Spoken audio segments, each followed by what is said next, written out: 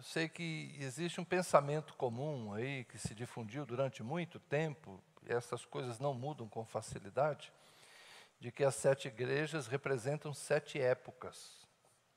Mas os intérpretes, os exegetas já desistiram dessa abordagem, porque se percebeu que era uma forma muito artificial de colocar uma igreja em cada época da história, começando com Éfeso, lá na igreja primitiva, e assim na sequência, e dizendo que hoje nós estaríamos vivendo Filadélfia e Laodiceia. Então, ou seja, era uma forma sempre de você tentar encaixar a história nas 7 cartas. Dá para fazer funcionar, né? A história do mundo tem tantos eventos que você pode encaixar alguma coisa aqui e ali. Mas aí se percebeu que isso só olhava, por exemplo, o Ocidente. Era uma forma de encaixar a reforma protestante, encaixar os movimentos na Europa. E a história do mundo não é a Europa. A história do mundo é o mundo.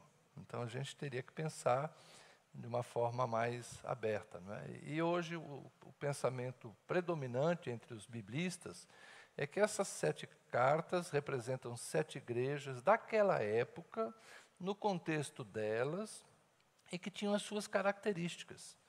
Então, o Apocalipse é escrito para aquelas igrejas que estavam vivendo um período de tribulação, que estavam vivendo um período de perseguição, de certa forma, do Império Romano, se eles não se submetessem ao culto ao imperador. Então, era uma época que os imperadores romanos começaram a exigir ritos, queima de incenso e celebrações em sua própria glória, e aqueles súditos que se opunham ou resistiam a fazê-lo eram perseguidos. O Apocalipse é escrito nesse ambiente, que a igreja da Ásia Menor, da região próxima ali de Éfeso, que para nós hoje é Turquia, aqueles cristãos estavam sendo incitados a prestar culto aos imperadores.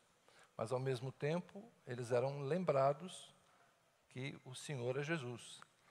Então, eles deveriam resistir a isso, não cometer o pecado da idolatria, se manter fiéis ao Senhor, crendo que, no final da história, essa luta entre o Cristo, o Cordeiro, e o Anticristo, que naquela época é o Império Romano, ela seria vencida pelo povo do Cordeiro.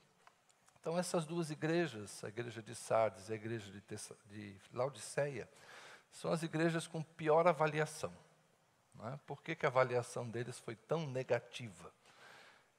Por causa das circunstâncias, inclusive, da história da cidade. Tá bom?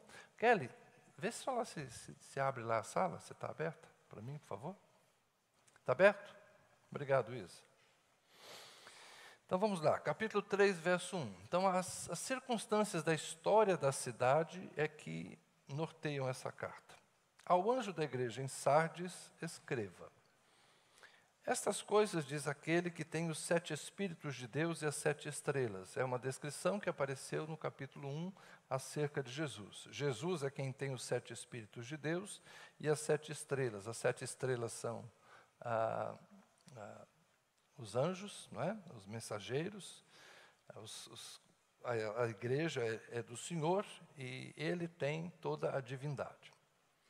O que ele diz à igreja de Sardes? Conheço as obras que você realiza, que você tem fama de estar vivo, mas está morto. Fique vigiando e fortaleça o restante que estava para morrer, porque verifiquei que as obras que você realiza não são íntegras na presença do meu Deus. Lembre-se, pois, do que você recebeu e ouviu. Guarde-o e arrependa-se. Se você não vigiar, virei como ladrão, e você de modo nenhum saberá em que hora virei contra você. Mas você tem aí em Sardes umas poucas pessoas que não contaminaram as suas vestes.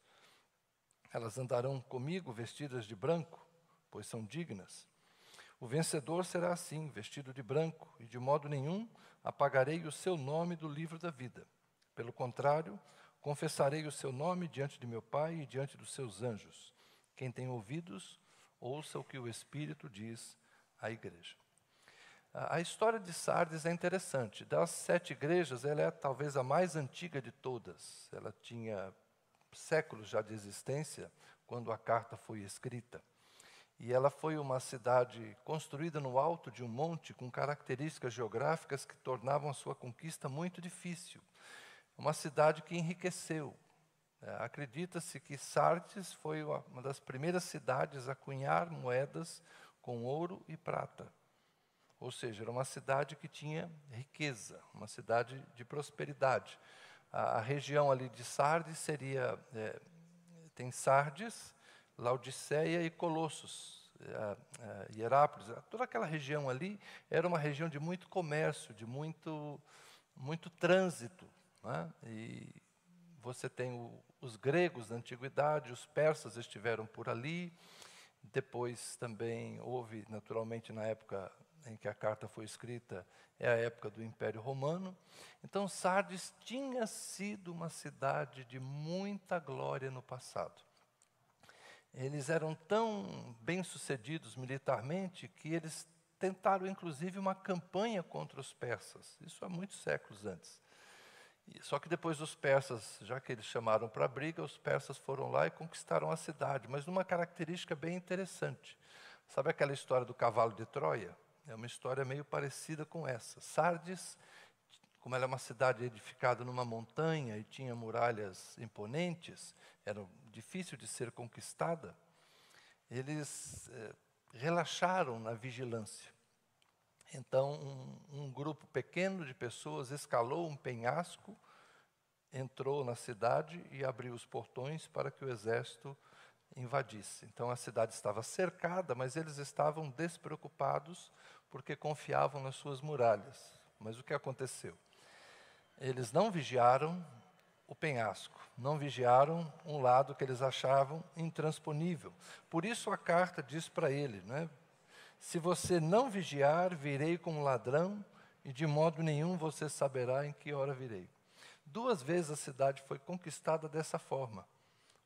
Um pequeno contingente escalou o penhasco, entrou na cidade, abriu os portões, e o exército inimigo que estava às portas, mas sem poder entrar por causa da muralha, entrou.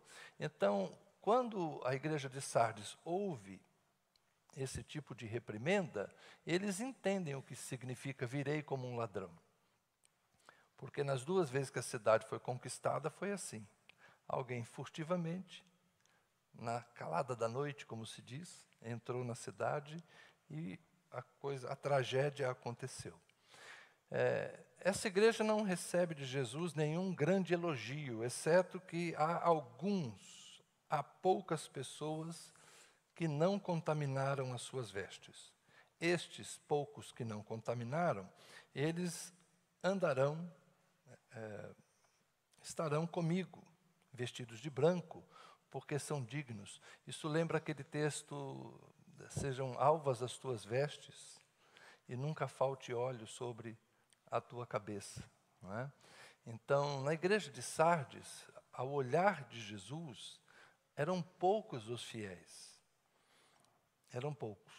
Mas estes poucos recebem uma promessa de andar com ele, permanecerem vestidos de branco, ou seja, preservarem a sua pureza, e também de que o nome deles não seria apagado do livro da vida, mas eles seriam confessados diante do Pai. A figura do livro da vida aparece lá no Salmo 69.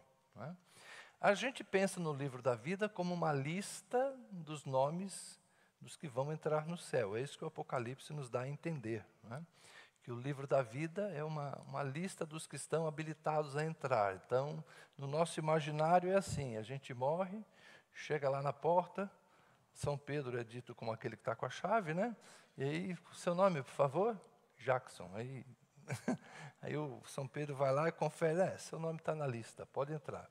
No nosso imaginário, o livro da vida é isso, né? Mas no Salmo 69 não é isso, é o livro dos vivos. É o livro de quem está vivo. E quando fala lá, risca o nome deles do livro de quem está vivo, é como se estivesse dizendo, mata eles. A gente associa isso à vida eterna, mas no Salmo 69 não é bem essa a ideia, né?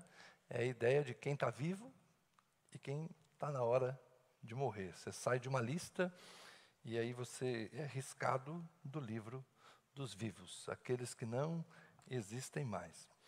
Aqui a promessa para os poucos fiéis é permanecermos com o Senhor. Então a igreja sempre deve ter essa promessa no seu horizonte. Ainda que sejamos poucos, sejamos fiéis, porque os fiéis vão permanecer na presença do Senhor e os fiéis serão confessados pelo Senhor diante do seu Pai. Mas qual o problema aqui de Sardes? Por que é uma igreja, então, que Jesus só vê uns poucos? É porque Sardes era uma igreja apegada ao seu passado. As obras que você realiza, você tem fama de estar vivo, mas você está morto. A glória de Sardes havia passado. Era uma cidade que no passado havia sido gloriosa, mas agora não era mais tão importante. Mas não perdeu o quê? Não perdeu a sua opulência. Uma linguagem de hoje, não desceu do salto. Sabe aquela ideia de algo que já foi grande, mas agora não é mais? Então deixa eu fazer uma aplicação muito direta para o nosso contexto hoje. Se a gente pensar na igreja, pensarmos essa cidade e nesta igreja dentro da nossa realidade, que lição nós podemos tirar de alguma coisa que já foi gloriosa e hoje não é mais? Essa cultura que a gente tem, e está lá inclusive no Eclesiastes, né? Não diga que o passado foi melhor. Nós temos uma história parecida com essa. Nós, PIB. Porque nós nascemos na época do avivamento no Brasil. A nossa denominação sofre dessa mesma doença. Né? Nós somos batistas, mas não somos batistas de longa data, somos batistas de algumas décadas. Por quê? Porque a nossa denominação nasce de uma ruptura nos anos 60. Para ser mais exato, em 65, houve uma divisão no maior grupo batista no Brasil, que eram os batistas da Convenção Batista Brasileira. Um grupo estava vivendo a experiência de renovação espiritual, batismo no Espírito Santo, dons espirituais. Era a época de muita vigília, de muita busca, de muita consagração, de muita oração. Era uma época extraordinária. Só quem estava vivo na época, né, Luísio, sabe o que foi. Eu nasci em 63, então eu não vi estas coisas, não é? Eu estava vivo, mas eu era muito pequeno. Eu me tornei batista só em 88. Mas eu convivi com aqueles que participaram do movimento. Vocês cantaram hoje, né, o Vem Incendiar, com os propagadores desse fogo do avivamento. Então, a década de 60, começa no final dos anos 50, mas é principalmente nos anos 60, houve esse movimento de avivamento no Brasil. Igrejas batistas, presbiterianas, metodistas, congregacionais, as chamadas igrejas históricas, começaram a beber na fonte do pentecostalismo. E começaram também, um movimento de santidade, um movimento de busca. Então era um movimento de muito fervor. As pessoas se convertiam com muito ardor e se entregavam com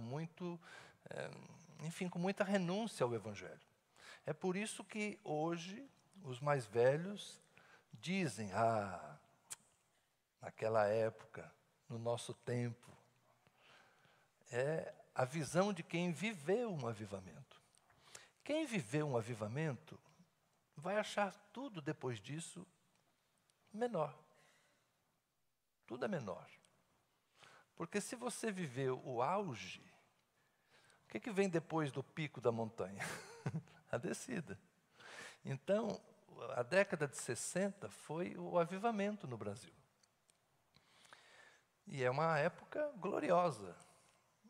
Milagres. Era uma época de muita cura, de muito milagre. Quando minha mãe se converte, é o ano de 70, eu cresço no meio pentecostal. Então, eu ainda vi algumas coisas desse tipo na minha infância e juventude. Mas com o passar dos anos, as coisas foram diminuindo. Então, hoje, em certa medida, nós nos parecemos com Sardes. Se a gente ficar apegado ao passado, nós vamos sempre olhar para aquilo que um dia foi glorioso. Eu falei da nossa denominação, porque na nossa denominação, já há muitos anos eu digo isso, a gente tem duas correntes, não é? Uma corrente que diz assim, gente, nós precisamos nos transformar, nos remodelar, porque os anos são outros, as instituições têm que passar por processo de renovação, a gente não pode continuar sendo a mesma coisa por mais de 50 anos, nós temos que fazer outras coisas. Mas tem um outro grupo que fica dizendo, nós temos que voltar às nossas origens, nós temos que retomar, levanta-te de onde caíste. Então, é uma volta para o passado. E a gente fica cocheando entre essas duas visões. Então, tem dia que a gente faz uns negócios típicos das coisas do passado, por exemplo, a campanha de 40 dias de oração e jejum, que vai de 6 ou 7 de outubro a 15 de novembro. É uma retomada do passado, porque lá em 1963 foi feito um movimento de jejum e oração em favor do Brasil, no dia 15 de novembro, para evitar que o comunismo governasse o Brasil. 1963, aí em 64, teve o golpe militar e então o Brasil não se tornou comunista porque a igreja orou em 15 de novembro. Então é aquela leitura, não é? Aquela leitura romântica de um movimento lá da década de 60 que teve os seus desdobramentos. Então vamos fazer de novo as campanhas de jejum e oração que terminam no dia 15 de novembro para ver se a gente revive aquele negócio.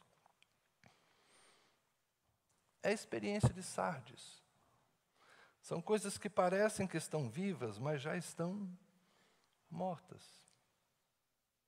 O passado está morto. Isso é difícil da gente ouvir e é difícil da gente entender. Já perceberam de que lado eu jogo, né, nessa controvérsia? É muito difícil a gente que tem uma história.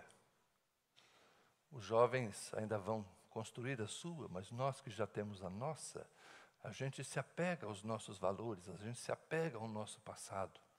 E nós gostaríamos que eles vivessem aquilo que nós vivemos. Qual de nós não gostaria que os nossos filhos fizessem as mesmas coisas que a gente fazia? A gente quer que eles joguem bola com o mesmo entusiasmo que a gente jogava. E aí eles são bons em quê? Em FIFA Soccer. O negócio deles é no videogame. Né? A gente gostaria que os nossos filhos subissem nas árvores e fizessem as estripolias que a gente fazia, e hoje você leva ele naquele parquinho que tem aquela trilha toda protegida, que ele vai com cinto, com capacete, e o menino não anda. Você fala, meu Deus do céu, se fosse eu já estava dando 5 voltas nesse negócio, pendurado de cabeça para baixo.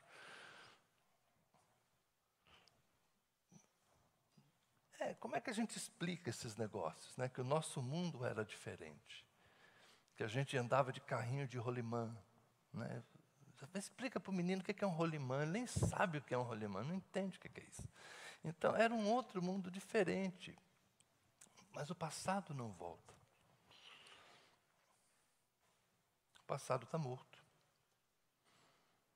Sardes é uma igreja apegada à sua glória do passado. E Jesus dá algumas ordens para ela. E aqui os verbos estão no imperativo. A tradução nem sempre é fiel a isso, mas fique vigiando.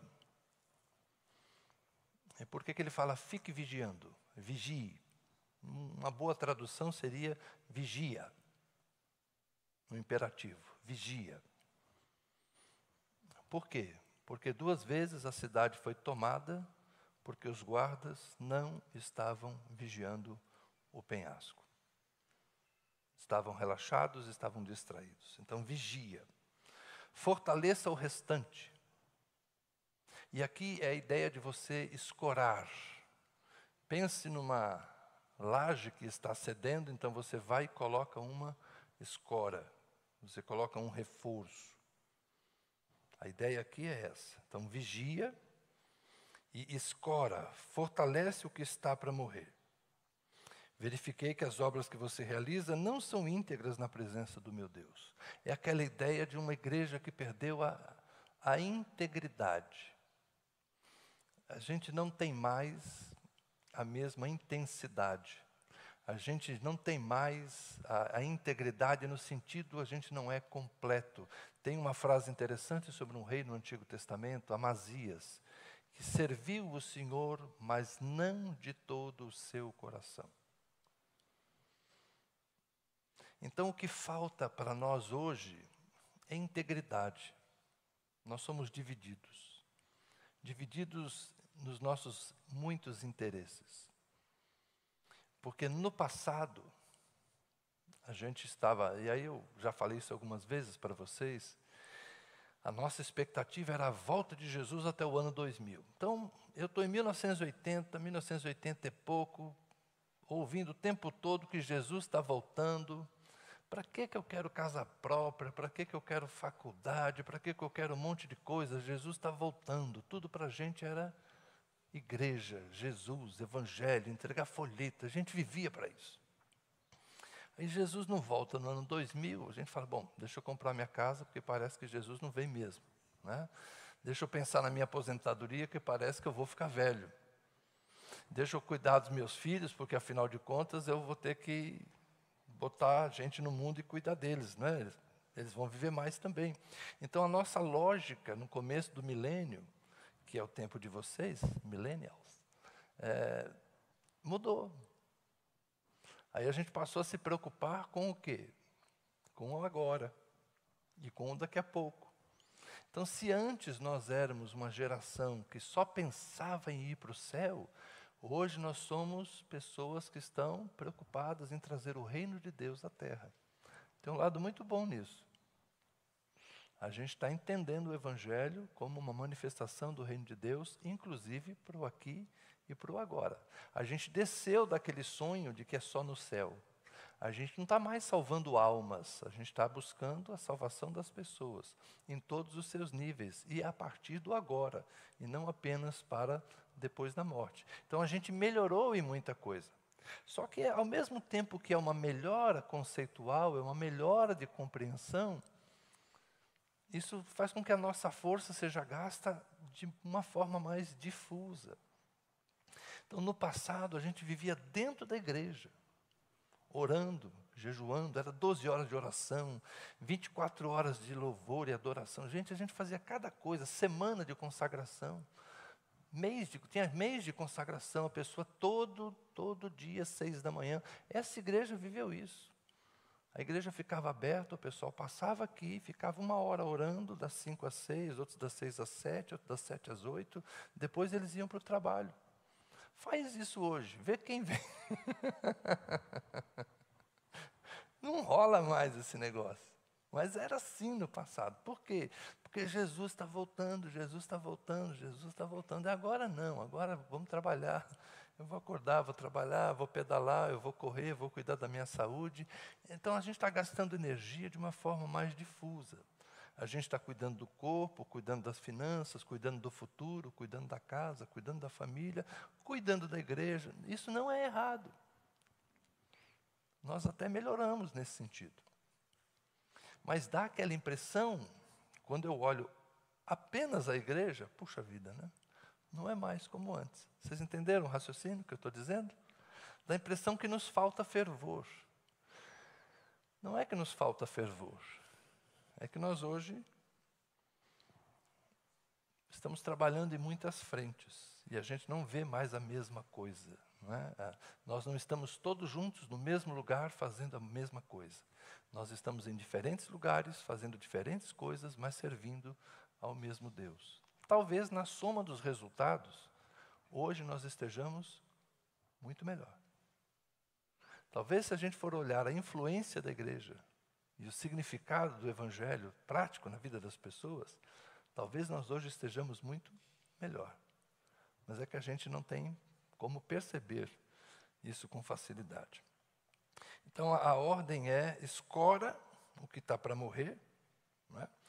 porque as tuas obras não são íntegras, né? Porque a gente hoje está muito dividido. Mas, outro imperativo, lembre-se do que você recebeu e ouviu. A igreja é portadora de uma mensagem. Todos nós aqui já temos boas palavras de Deus entesouradas no coração. A gente precisa lembrar do que já recebemos e ouvimos. Guarde-o, é o outro imperativo. Já que lembra, guarde, obedeça, observe. Nós somos hoje uma geração de muito conhecimento, mas nem sempre a gente incorpora na prática. A gente sabe de muita coisa, mas a dificuldade é colocar para rodar, colocar para funcionar, fazer a coisa acontecer, não é?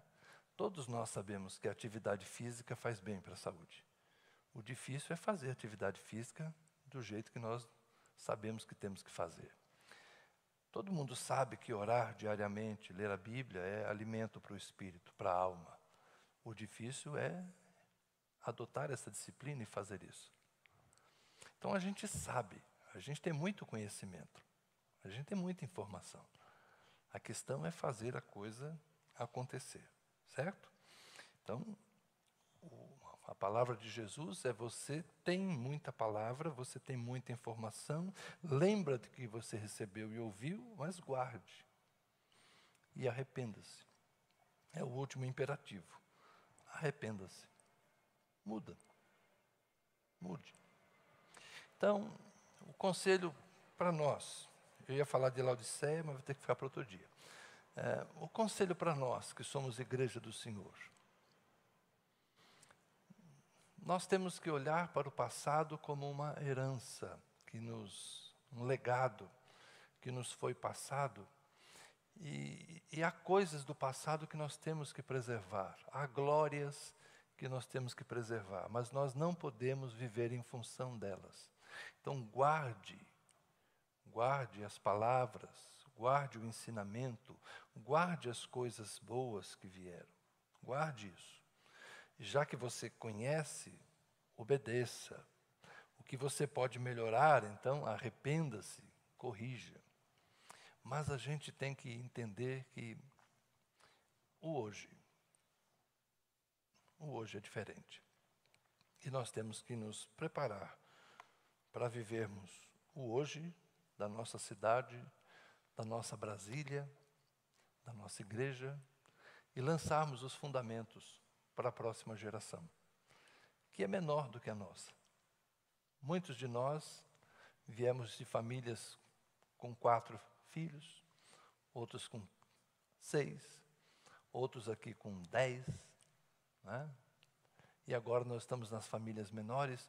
Uns corajosos têm 3, mas são muitos poucos os que têm 3, normalmente 2, e olhe lá, muitos no 1, alguns nenhum.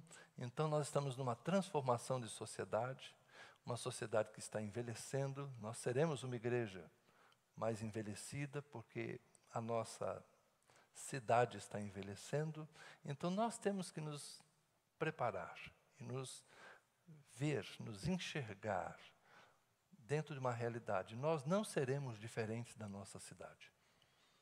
Às vezes a gente pensa, né, que o Apocalipse é escrito para épocas. Não, o Apocalipse foi escrito para a igreja, e aquela cidade tem uma igreja que corresponde à sua própria história, à sua identidade. Então Sardes, como igreja, tinha características da cidade de Sardes. Nós, como igreja em Brasília, no Núcleo Bandeirante, vamos ter as características da nossa cidade. A nossa cidade está passando por transformações sociais. E essas transformações vão nos afetar. Nós somos um pedaço da nossa sociedade. Nós somos um pedaço da nossa cidade. Não adianta a gente pensar que nós estamos fora dessa realidade. Não, nós somos parte dessa realidade. E temos que entender como melhor servir a Deus, sendo um pedaço do Núcleo Bandeirante, de Brasília, porque hoje nós já não somos mais a igreja do Núcleo Bandeirante. Deixa eu finalizar com essa última, né? Numa época, gente, em que poucas pessoas tinham carro. As pessoas que frequentavam este templo eram pessoas da vizinhança. Hoje, quase ninguém é da vizinhança. São transformações. Nos tornamos uma igreja metropolitana. Ou seja, tem gente aqui que vem de diferentes bairros, diferentes lugares. Por quê? Porque a forma de andar nessa cidade mudou. A gente não anda mais a pé, a gente não usa mais ônibus, a gente usa carro, automóvel. O automóvel é meu, eu vou para onde eu quero. O ônibus não, o ônibus faz a linha, mas o carro você vai onde você quer. Então, essa é a nova sociedade. Nós temos os que estão em casa, do outro lado lá da lente, da tela, nós temos os que estão aqui, e esse é o novo mundo. Temos que nos preparar para ele. Amém? Mas vamos vigiar, vamos guardar aquilo que nos foi dado, vamos obedecer aquilo que nós já sabemos, vamos nos arrepender daquilo que precisamos mudar e vamos fortalecer, vamos escorar aquilo que está fraco e não pode morrer. Amém? Vamos ficar de pé, vamos orar. Senhor, nós te damos graças por esta manhã, te damos graças pela oportunidade de nos reunirmos e de olharmos para nós mesmos como igreja, de olharmos para nós mesmos como povo, como gente que vive numa cidade que está se modificando a cada dia, Senhor. Uma igreja que está se modificando também a cada ano. Já fomos muitas igrejas e seremos outras daqui para frente, Senhor. Porque eu também já fui muitas pessoas diferentes que habitam esse único corpo, Senhor. Mas eu já me transformei tantas vezes, e assim os meus irmãos que aqui estão. Nós já vivemos tantas experiências e já fomos tantas pessoas dentro da nossa história. E que o Senhor possa nos abençoar, para que na soma das nossas potencialidades, na soma dos nossos dons, das nossas habilidades, na soma, Senhor, dos nossos afazeres e quereres, que o Senhor possa tirar o melhor de nós. Que a Tua graça habite em nossos corações, que o Teu poder habite em nossas vidas e que nós tenhamos uma boa leitura de mundo, Senhor, uma boa leitura de nós mesmos, uma boa leitura de realidade, que nós consigamos ter visão de nós mesmos, Senhor. Como cantamos, ilumina, Senhor, ilumina. Nós oramos para que o Senhor ilumine o mundo, mas nos ilumine também, Senhor. Que nós sejamos iluminados pelo Senhor e que os nossos olhos possam ser capazes de nos enxergarmos cada um a si mesmo e olhando-nos como comunidade, olhando-nos como igreja, sermos capazes de nos enxergarmos, de nos vermos, Senhor, como realmente somos. E o que o Senhor tem para nós, que a gente ouça a Tua voz e permaneçamos fiéis, Senhor. Minha oração é para que não sejamos uns poucos fiéis, mas que sejamos muitos, muitos fiéis, que preservam, que guardam, que amam, que servem. Que nós sejamos muitos de vestes brancas, Senhor, mantendo a nossa dignidade, mantendo a nossa pureza, mantendo o nosso comprometimento, sabendo que o Senhor há de nos confessar diante do seu Pai naquele dia. Guarda-nos, abençoa-nos, abençoa-os de casa, Senhor, que a Tua graça também os alcance nesta manhã. Oramos em nome de Jesus. Amém.